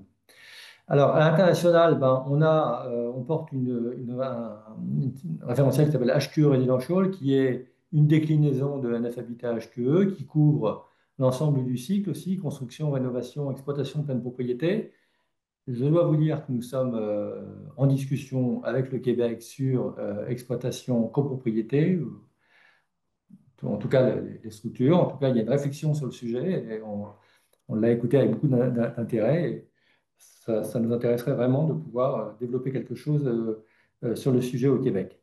En 2024, c'est 45 048 logements qui ont été engagés en certification, une grosse partie dans le cadre de l'exploitation pleine propriété, dans le cadre d'un partenariat en Allemagne. Le cadre du référentiel HQE Residential, vous voyez quasi le même que NF Habitat HQE. On va retrouver les engagements, les objectifs et les rubriques. Et à l'intérieur de chacune des rubriques, les exigences du référentiel. Le processus international, il a été adapté au contexte international. C'est grosso modo celui que vous a présenté Maxime précédemment. Un référent euh, chez le client, chez le porteur du projet, qui va auto-évaluer le projet sur lequel nous, on va venir réaliser des audits en phase avant-projet, en phase conception sur 100% des projets, émission d'un certificat en conception, puis un audit réalisation en fin de chantier pour émettre le certificat de réalisation. La particularité aussi à l'international que l'on a aussi en France, c'est que nous avons un processus dit allégé qui va concerner des acteurs qui sont audités tous les ans sur leur système de management. Et je vais passer un slide sur le sommaire de ce système de management qui est assez intéressant. Mais là, on retrouve un process qui est un peu similaire, sauf que on va travailler en conception par échantillonnage. On ne contrôlera que 25% des chantiers en phase conception et 100% en phase projet. Alors, on le fait pourquoi? Bah parce que, je vous l'ai dit, l'acteur est engagé, il engage la totalité de sa production. Hein, donc, ça veut dire quand même que ce sont des gens qui sont très porteurs, très investis et très volontaires pour engager leur production et les logements qu'ils délivrent.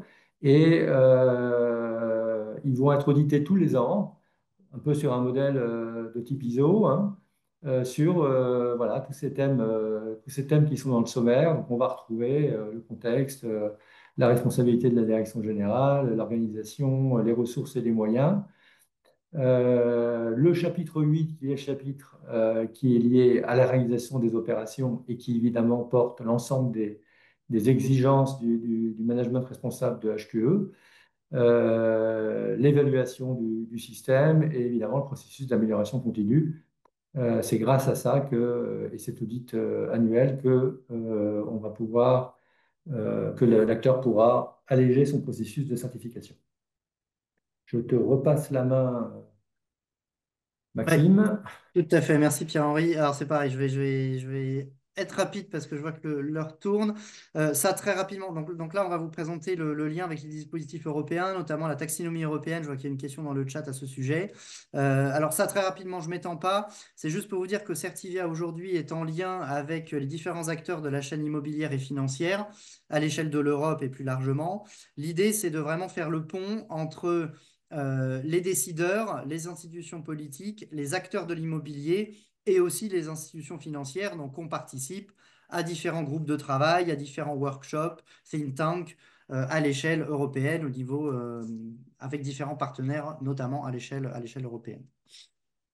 La taxonomie, je ne sais pas si vous êtes tous familiers avec ce dispositif. Donc pour résumer, hein, c'est un des piliers du Pacte vert pour l'Europe, donc du Green Deal de l'Union européenne. Donc c'est un dispositif qui émane de la Commission européenne. L'objectif, c'est d'orienter les investissements et les flux de capitaux vers les activités économiques les plus durables. Donc c'est un corpus d'exigences qui sont basés sur 6 objectifs environnementaux qui ont été définis par la Commission européenne, que vous voyez sur la droite du slide que je ne vais pas expliciter. L'objectif, c'est vraiment il y a différentes choses. La première chose, c'est de pouvoir déterminer pour chaque type d'entreprise les activités économiques qui sont dites éligibles à la taxinomie. Donc pour l'immobilier, pour le secteur de l'immobilier, vont être concernés la construction, la rénovation et l'acquisition de bâtiments, sachant que la taxinomie s'applique à la fois aux entreprises financières et aux entreprises non financières, avec un calendrier qui, me semble, est précisé un petit peu plus tard. Une fois qu'on a déterminé les activités éligibles, l'objectif, c'est de vérifier l'alignement de ces activités avec les objectifs de la taxinomie européenne, donc avec le corpus de la taxinomie européenne. Et là, c'est du tout ou rien, ou bien une activité, elle est alignée, ou bien elle ne l'est pas.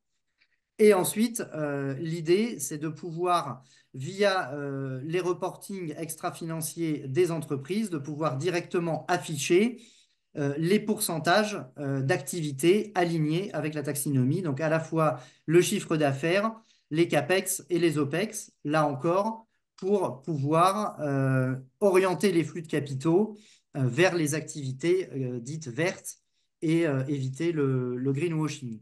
Alors, très très rapidement, taxinomie européenne et certification HQE se complètent. Vous l'avez vu, la taxinomie, c'est un dispositif avec une obligation de reporting de la Commission européenne. La certification HQE, c'est porté par les certificateurs, on n'est que sur l'immobilier et c'est une approche volontaire.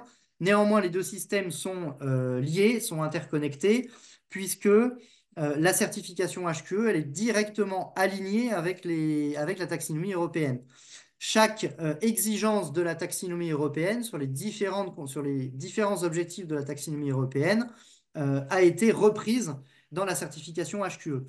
Ce qui fait qu'on peut dire que la certification HQE est un levier d'alignement avec les critères de la taxi européenne. Donc un bâtiment qui est certifié HQE, sous réserve qu'il réponde aux exigences techniques et aux critères techniques qui sont repris dans la taxinomie européenne, qui figurent dans la certification HQE, eh bien, on peut apporter les preuves directement que le bâtiment certifié HQE est bien conforme avec la taxinomie.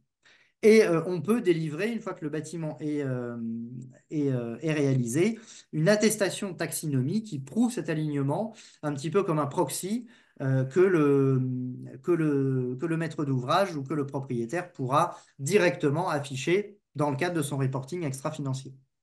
on a développé des outils pour justement aider les acteurs à naviguer entre ces deux systèmes, la taxinomie et la certification, à travers des grilles de correspondance entre les exigences, des rapports qui explicitent un petit peu tout ça. Sachant que la certification HQE, ça c'est aussi un élément important, elle est reconnue par le GRESB. Voilà vraiment des grands principes sur la taxinomie. Je ne sais pas si on a le temps de poursuivre. Pierre-Henri, tu devais... Non, non, juste un mot. Alors, pour conclure sur la partie taxinomie, vous verrez les slides, vous aurez l'occasion de les voir, hein. Effectivement, ce qui était intéressant dans ce qu'on voulait vous montrer, c'était aussi la façon dont la certification était aussi un levier fort de simplification aussi pour les acteurs. La taxonomie européenne et les différentes directives qui l'utilisent. Et vous voyez à l'écran, il y a 2 directives européennes plus une réglementation qui s'appuie sur la taxonomie.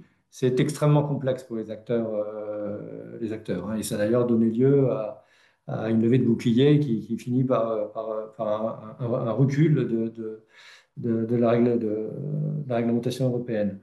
Et or, la certification est un outil de simplification, hein. Et en matière de taxinomie, on a fait l'effort, développé les outils pour que les entreprises qui doivent répondre à la taxinomie, soit pour des questions d'accès à des financements, soit pour des questions des rapports extra-financiers, eh bien, puissent le faire dans les conditions les plus simples possibles. C'est ce que permet la certification NF-Habitat HQE en particulier, enfin, et HQE en général. Voilà, ces différents slides illustrent le travail qui a été fait et là où on en est. Très bien.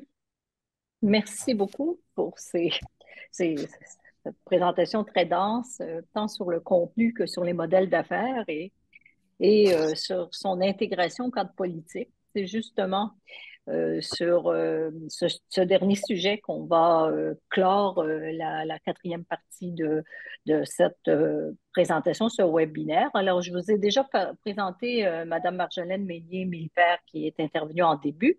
Elle sera accompagnée par Lionel Cos. Alors, puisqu'on parle du cadre politique et de son intégration, notamment au niveau européen, avec comme dans plusieurs pays, un cadre, un contexte politique un peu tumultueux, si je peux le qualifier ainsi, on a pensé qu'il serait intéressant d'avoir la position d'un élu. Et donc, Marjolaine et M. Lionel Cos vont clore cette partie-là. Je vous présente, je vous ai déjà présenté Marjolaine. Voici quelques mots sur M. Lionel Cos, qui est un homme politique français, un élu, député de la 2e circonscription des Landes depuis 2017, réélu en 2024 sous l'étiquette Renaissance. Ancien maire de Saint-Martin-de-Seignances, il est membre de la Commission de développement durable à l'Assemblée nationale en France. Il s'engage particulièrement sur les questions de logement, d'aménagement du territoire et de transition écologique. Et de 2022 à 2024, il a présidé le Conseil national de l'habitat et est également rapporteur de la loi Climat et résilience du chapitre Zéro artificialisation nette, dont on n'a pas eu le temps de parler, mais il sera aussi intéressant de bien connaître. Alors, à vous la parole, Marjolaine et Lionel, et merci d'être là. Je vais prendre tout de suite le lien et faire le rebond pour faire la transition vers Lionel. En fait, j'étais comme lui député jusqu'à récemment, plus maintenant. Mais du coup, ce qui nous paraissait intéressant, c'était de faire le lien entre cette dynamique de certification et finalement les politiques publiques. Ce que vous avez pu voir, c'est qu'à l'échelle des territoires, vous avez des villes qui peuvent s'engager pour essayer de mener finalement une trajectoire pour leur territoire, et que c'est vrai aussi, on peut trouver des partenariats à l'échelle d'un pays pour mener à bien finalement une dynamique, là encore, qui amène vers la réglementation in fine. Et c'est ce dialogue vraiment vivant qui fait, selon moi, peut-être Lionel pourrait aller dans le même sens, mais c'est ce qui fait, à mon avis, la fluidité finalement de la mise en œuvre des réglementations quand on les met en œuvre. Quand elles ont été bien élaborées, bien testées, bien appropriées en fait par les acteurs privés, qu'on a pu, et avec un bon dialogue avec les pouvoirs publics, à ce moment-là, il peut y avoir vraiment une fluidité dans la mise en œuvre et dans l'application. Donc moi, j'ai commencé en vous parlant de l'histoire, je vais vous parler un peu du présent et de l'avenir. Aujourd'hui, la RE2020, donc, elle est mise en œuvre. On a, comme on vous l'a expliqué, mis beaucoup d'efforts efforts finalement pour que ce soit fluide finalement la manière dont elle se déroule aujourd'hui. Alors vous dire qu'elle s'est mise en œuvre sans accroc et que tout le monde a applaudi en disant vive la RE 2020 et tout se passe bien, évidemment c'est pas le cas. Oui, évidemment il y a des points d'ajustement, des points de recalibrage, etc. Mais ça a quand même vraiment profondément facilité la mise en œuvre d'une réglementation qui en fait était quand même un chamboulement dans les méthodes et dans les sujets traités. L'intégration du carbone et de la CV, c'était vraiment une transformation profonde pour les acteurs, et ça s'est quand même bien passé parce qu'il y avait tout ce travail préparatoire et toute la rigueur finalement des certifications aussi pour comment dire, préparer ce terrain de réglementation. De la même façon, après la RE 2020, on est déjà en train de mettre, comme on dit, cap sur 2030 en se disant qu'est-ce qui va se passer après. Donc après, finalement, la RE 2020 qui était très tournée vers l'atténuation du changement climatique, donc les enjeux énergie et carbone. Les sujets d'après, ça va être, voilà, on a une slide qui présente, je ne vais pas les présenter toutes, mais c'est une réglementation effectivement multicritère, multi-sujet qui va se dérouler finalement, qui va se mettre en place progressivement. Et donc, on n'en est pas prêt du tout à cette réglementation-là, mais il faut qu'on puisse de la même façon se donner le temps de l'élaborer, de le tester, de le travailler. Et c'est là-dedans, dans ce processus de dialogue, de test et d'échange, qu'on est en train de s'engager en traitant des sujets beaucoup plus variés, finalement, pour faire la place aux dynamiques autour de l'adaptation au changement climatique, et tout en poursuivant toujours les sujets d'atténuation, mais un peu plus tourné sur l'adaptation au changement climatique. Donc là encore, c'est une dynamique qui est en cours et une dynamique de dialogue. Et donc la logique de ce partenariat entre les acteurs privés, ces tests et l'ambition des pouvoirs publics, c'est vraiment ça qui fait que ça fonctionne à mon sens. Et je suis très, très contente d'être accompagnée par Lionel, parce que lui, il représente, par exemple, ces députés engagés, cette ambition des politiques publiques qui continuent. Effectivement, ça a été dit, on n'est pas en France exempt du vent contraire, anti-normes, anti-réglementation, anti, qui souffle un peu partout sur la planète. Et il faut défendre ces politiques publiques. Je trouve que c'est intéressant que Lionel puisse en dire quelques mots. Et merci pour son travail. Mais bonsoir, j'enchaîne. Merci beaucoup, André. Merci beaucoup à toutes celles et tous ceux qui sont intervenus et qui nous écoutent. Alors, bon, en effet, je ne vais pas casser le moral de tout le monde. Au contraire, je vais essayer d'être enthousiaste aussi en tant qu'élu. Mais vous dire que ce qu'on vient d'entendre par les intervenants, c'est que c'est un travail déjà de plusieurs décennies. Et c'est un travail qui montre que ça marche. Ça marche à condition que nous ayons, comme l'a dit Marjolaine, des acteurs publics et privés qui avancent main dans la main et qui s'inscrivent dans une volonté de trajectoire. Donc, c'est ce que je porte tout le temps auprès de mes collègues, c'est de leur dire, c'est peut-être pas le monde parfait, mais en tout cas, on a des trajectoires à écrire collectivement.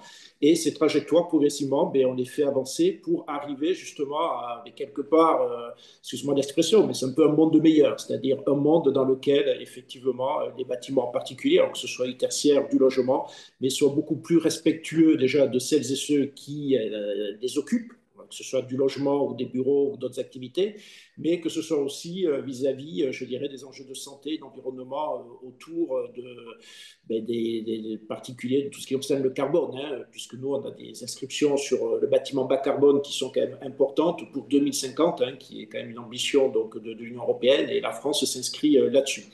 Alors c'est vrai que ça peut paraître faire beaucoup de contraintes. C'est un débat que nous avons avec de nombreux élus, que ce soit des élus locaux ou des élus au niveau national, mais qu'il y a aussi chez les professionnels. Certains considèrent qu'on va trop vite, certains considèrent que ces contraintes sont trop fortes et trop lourdes pour les citoyens et qu'elles coûtent éventuellement trop cher.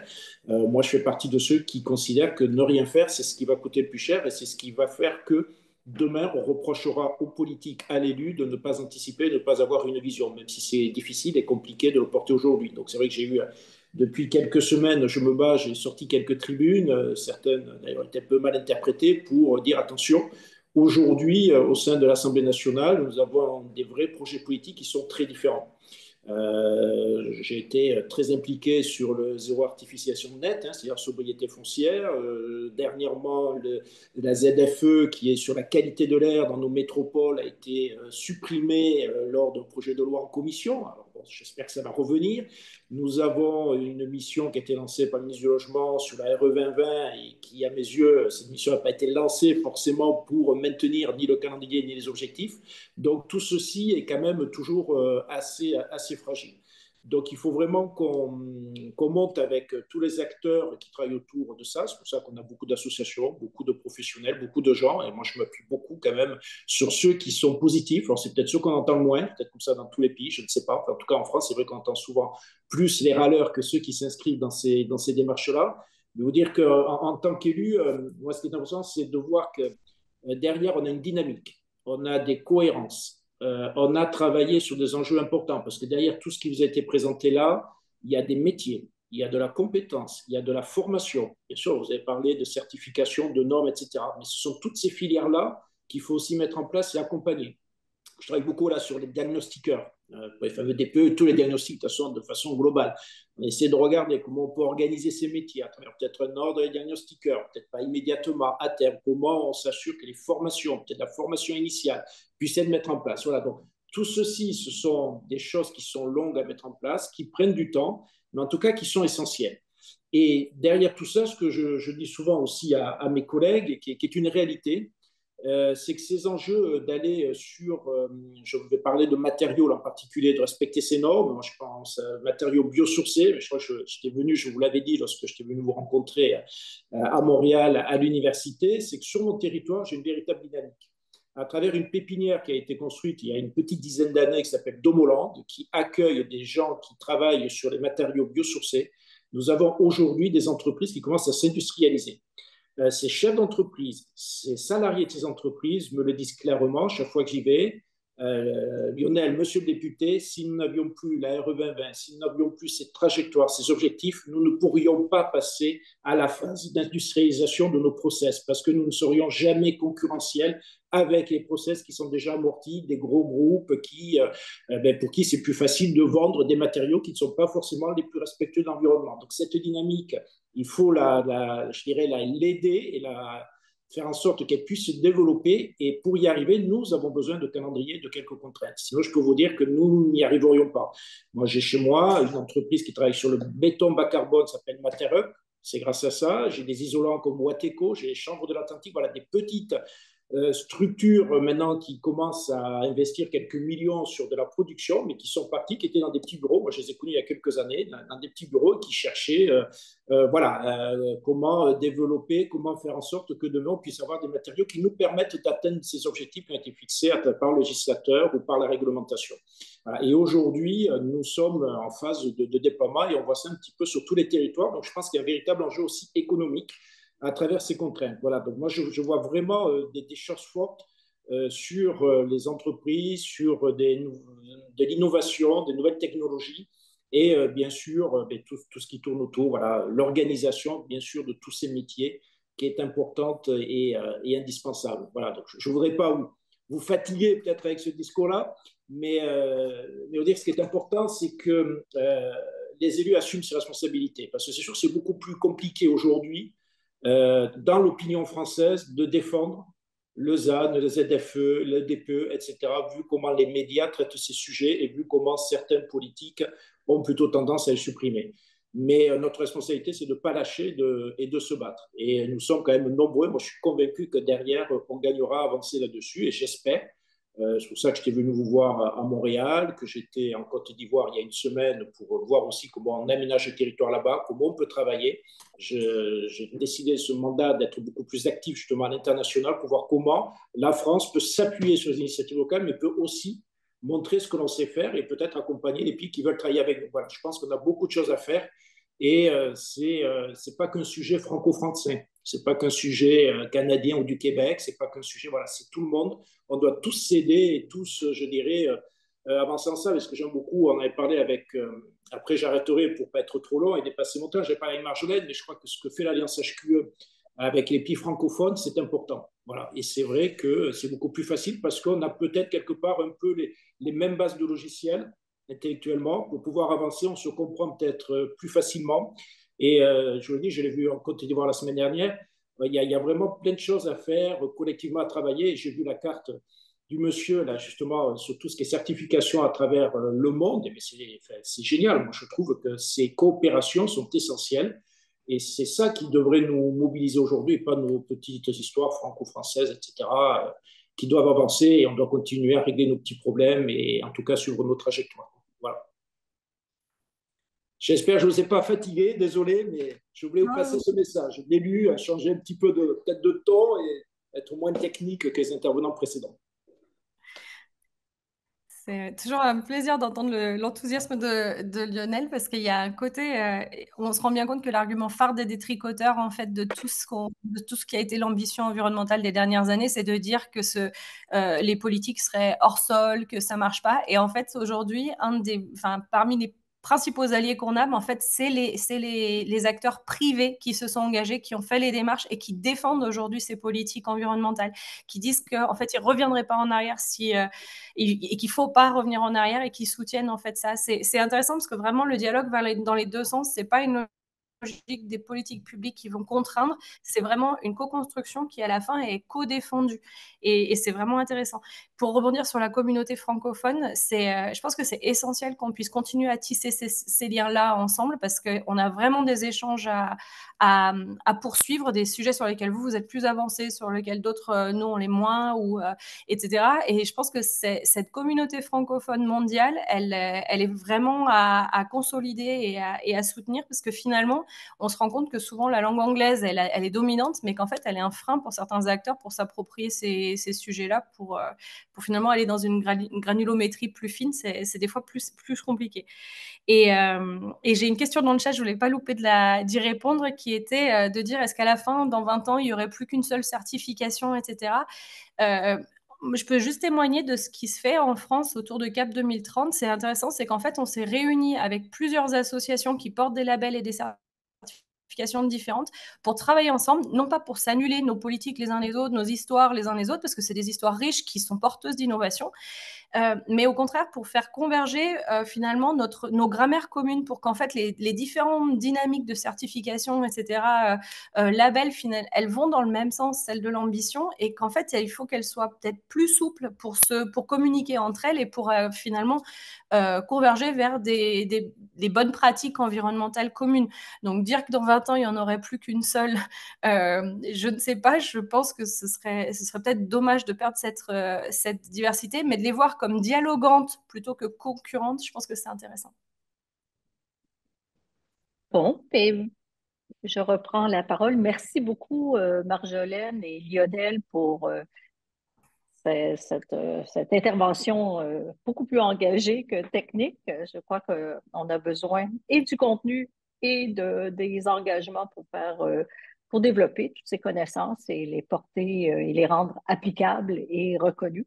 Alors, sans perdre plus de temps je reviendrai pour dire un petit mot de la fin. Passons à la période de questions. Sila Maldini a déjà trié et fait un certain tour des questions. Je lui laisse sa parole pour qu'il les pose et qu'il dise à qui elle s'adresse. Sila. Parfait.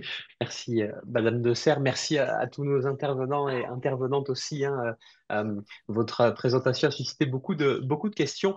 Alors, c'est sûr, on court un peu après le temps, donc je vais essayer de les réunir par thématique, on va dire. Euh, Peut-être une question qui est tout de même intéressante et qui s'adresse, je pense, de manière plus large à tous les intervenants, mais surtout, je pense à vous, Monsieur Lepage. Vous avez mis de l'avant que la certification considérait le bâtiment sur son cycle de vie, en parlant donc notamment des trois phases principales, mais qu'en est-il de la déconstruction?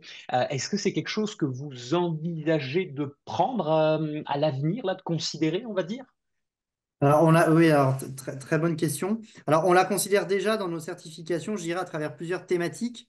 Déjà, à travers la thématique ACV, analyse de cycle de vie, où on demande, dans le cadre de ce thème, justement, à faire une analyse de cycle de vie du bâtiment, donc incluant la phase de démolition et de déconstruction du bâtiment. Donc, c'est déjà un premier élément de réponse. À travers l'économie circulaire aussi, qui est un sujet qui est, j'allais dire, transverse à plusieurs thématiques HQE de nos référentiels.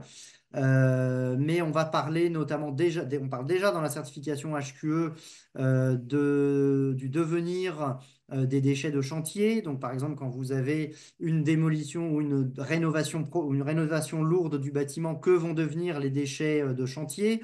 On va promouvoir la valorisation de ces déchets, l'envoi de ces déchets vers des filières de valorisation énergétique et matière. Donc voilà, quelques illustrations du fait qu'en fait, on prend déjà en compte la phase de démolition et la phase de fin de vie dans nos certifications. Après, en faire une phase spécifique de la certification, je ne sais pas, pour l'instant, ce n'est pas forcément envisagé.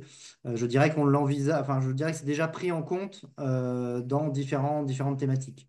Déjà. Parfait. Merci. Peut-être maintenant, si on se tourne un peu plus du côté, on va dire, un peu plus social, hein, il y a peut-être deux thématiques, parce que le temps file, mais il y a peut-être deux thématiques qui seraient intéressantes à aborder. Euh, une première question, donc, et c'est notamment encore vous, Monsieur Lepage, hein, qui aviez parlé de ça, mais la question peut être aussi plus ouverte, hein. On avait vu que vous considériez donc dans la certification notamment le taux de COV dans l'air, etc. Par contre, est-ce que vous prenez en compte la sensibilité chimique multiple dans les divers matériaux qu'il peut y avoir là, au-delà de cette dimension, de cet exemple que vous aviez pris là sur les COV notamment?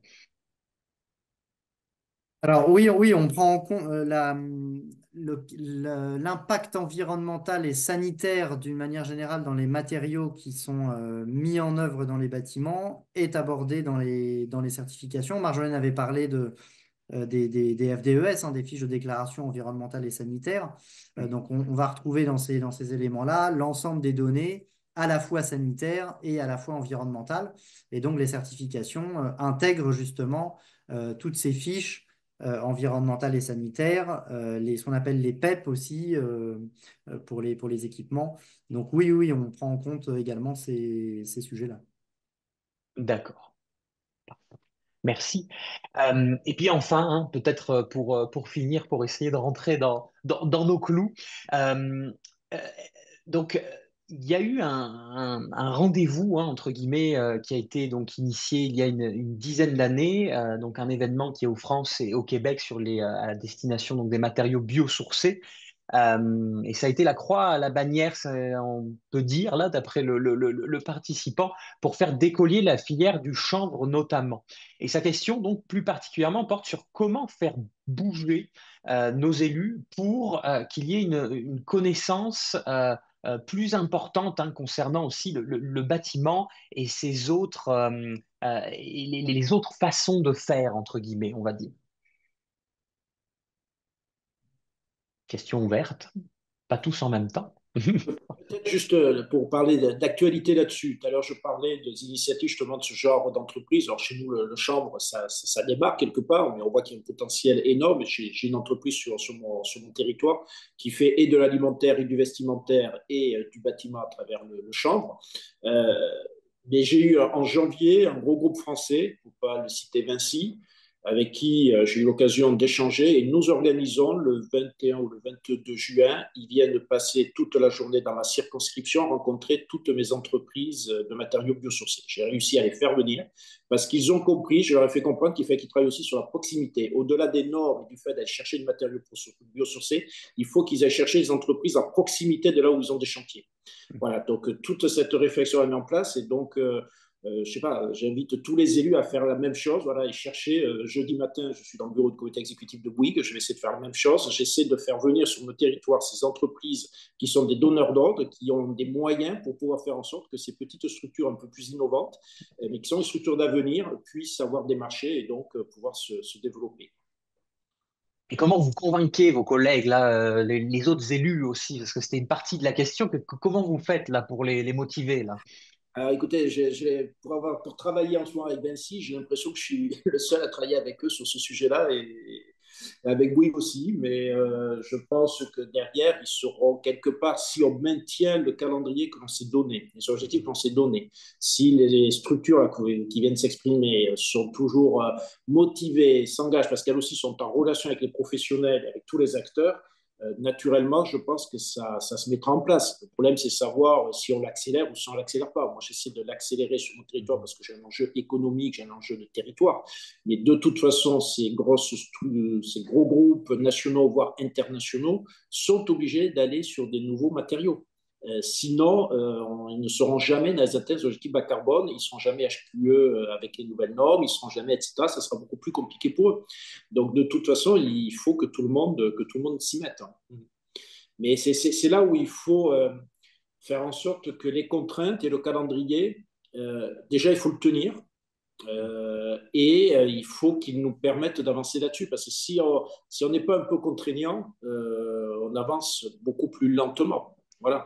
Et aujourd'hui, le combat que j'ai moi avec des collègues, plutôt des groupes politiques, plutôt d'extrême, voilà, qui considèrent qu'il faut supprimer tout ce que je vous ai cité tout à l'heure, parce qu'il ne faut pas de politique publique là-dessus, il faut laisser les Français avancer tout doucement, et que les choses vont se faire naturellement, etc.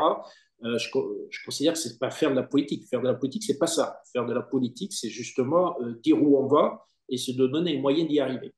Donc, pour pouvoir y arriver, il faut aussi que les acteurs, moi je vois, on a l'ADEME, on n'a peut-être pas beaucoup parlé, mais c'est l'agence de maîtrise d'énergie nationale qui a des gros budgets. Toutes les entreprises que je vous ai citées, qui sont sur le matériau, ont toutes été aidées financièrement par l'ADEME. Voilà, donc on a aussi une organisation nationale qui permet sur nos territoires au niveau régional de venir accompagner aux investissements et aux créations d'entreprises. Voilà. Donc, il y a aussi des choses qui se mettent en place là-dessus. On a aussi un système à travers les C2E et MaPrimeRénov' qui permet de venir aider les particuliers dans les travaux de rénovation. Et là, on a la possibilité politiquement, c'est ce qu'on essaie de pousser avec le gouvernement, de faire en sorte que les aides pour certains types de matériaux, les matériaux biosourcés, les matériaux qui vont plus dans... ça se fait en permanence, on voit qu'il y a toujours des bonifications, je ne sais pas le mot exact, je ne sais plus comment ça s'appelle, mais sur certains types d'investissements, en tout cas pour les particuliers à travers les C2E ou autres. Je ne dis pas qu'ils sont bien orientés aujourd'hui forcément, enfin, ce sont des choix plus politiques, mais en tout cas, il y a des possibilités politiques de la part du gouvernement avec des budgets de plusieurs milliards d'euros quand même qui sont mis sur la table là-dessus, quoi, par l'État français. Et donc, moi, ce que je fais, ce qu'on essaie de faire avec mes collègues, c'est de faire en sorte que chaque année, l'État maintienne ces milliards d'euros. Je peux dire que là, c'est compliqué, parce qu'on a des débats aussi en ce moment sur les aides à MaPrimeRénov', etc.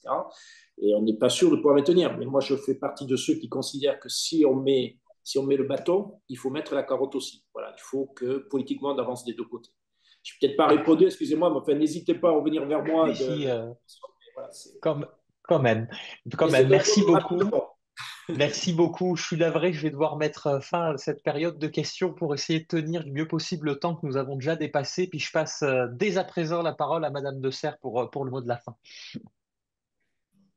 Merci beaucoup. On a de toute façon dépassé le temps, alors c'était vraiment très intéressant. Je veux vraiment remercier chacune des intervenantes, Madame Marjolaine Meignier-Millefert, Monsieur Lionel Cos, Monsieur Pierre-Henri Julien, Maxime Lepage. Merci beaucoup pour cette présentation dense, instructive. Nous avons beaucoup appris et fait aussi établi beaucoup de similitudes avec ce qui se fait de façon particulière ici du côté québécois et canadien. Alors, merci aussi à tous les spectateurs qui ont assisté à ce webinaire. Je vous rappelle que notre présentation PowerPoint ainsi que la présentation vidéo sera disponible sur le site de la chaire Ivano et Cambridge des immobiliers de l'UQAM. Et donc, nous vous invitons à aller sur le site où vous recevrez aussi les informations pour avoir ces documents. Je crois que la présentation PowerPoint est très, très riche. On n'a pas passé à travers tout ce qui était dit. Et on vous invite à communiquer avec nous s'il y a d'autres questions ou suggestions. Alors, merci à tous. Merci à nos services audiovisuels de l'UQAM pour nous accompagner si bien. Et c'est un rendez-vous à un prochain webinaire que nous vous annoncerons dans les prochains temps. Merci. Merci à nos conférenciers encore une fois. Au revoir.